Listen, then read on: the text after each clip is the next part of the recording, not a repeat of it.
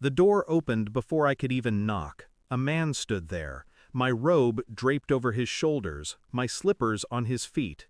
He smirked. "Wrong house," he said.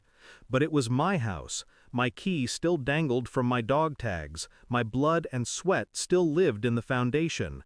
Then she appeared, my wife, hair undone, eyes glassy with comfort that was never meant for me. "He lives here now," she said. "You don't." Her words didn't cut, they froze. I searched her face, then the room beyond her shoulder, but the only question that escaped me was, "Where's my son?" She smiled. Not warm, not grieving, a predator's smile. "He got sick 2 months ago. The doctors said he had a little chance, but we gave up on him. He kept shouting your name when we abandoned him." The silence after those words was heavier than war. I stood in my own doorway, but the ground beneath me shifted. My son's voice echoed in my head, faint, imagined, calling for me. And they had left him, alone, with no hand to hold.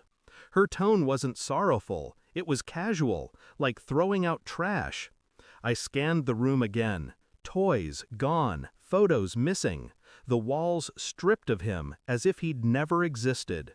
The man leaned against the frame, smug in his stolen comfort. He reached for her waist. She let him. Infidelity had always been suspicion.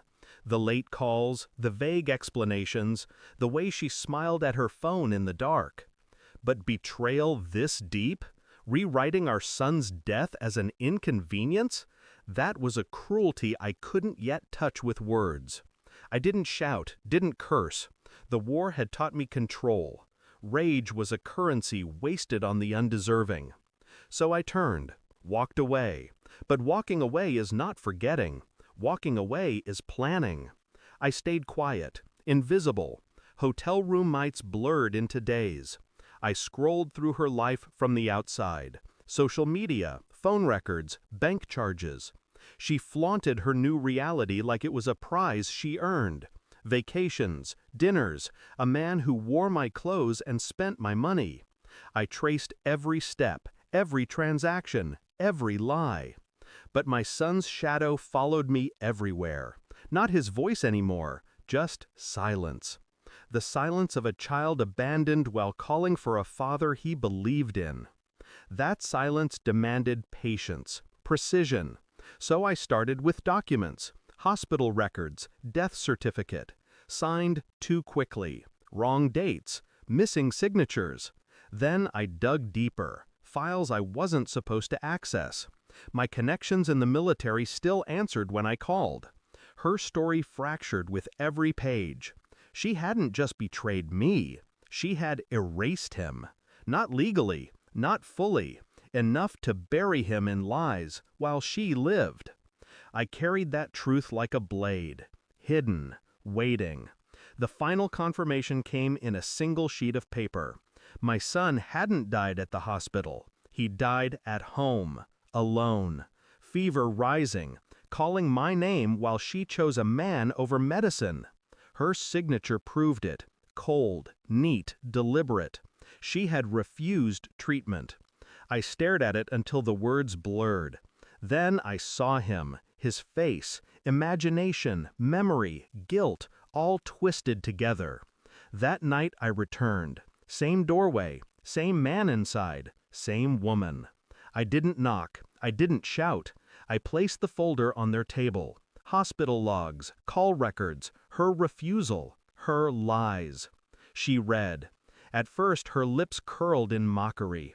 Then she saw her own name in her own hand. Her smile broke. The man looked at her, then at me. Confusion curdled into fear. She whispered, "You weren't supposed to see this." I said nothing. Silence is heavier than any weapon. They begged in different languages. He cursed, she pleaded. Both small, both pathetic. I didn't threaten, didn't move toward them. Instead, I slid my phone across the table. Recordings, proof, every word preserved. Her confession at the door. The documents, her voice laughing about my absence. "Lawyers," I said finally. Calm, final, judges, custody, everything you thought was yours, gone. Her face collapsed. His hand slipped from hers. I stood, picked up my robe from his shoulders. It wasn't a weapon I left behind. It was truth, and truth, once spoken, doesn't return to silence. The divorce ended swiftly. Public shame spread like fire through dry grass. She lost everything. The man disappeared. I didn't celebrate. I didn't grieve. I simply existed. My son remained gone. No revenge could bring him back. But I had stripped her of the power to rewrite him, to erase him.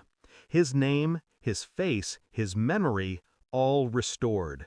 And when I stand before his grave, I don't speak. I let silence speak for me.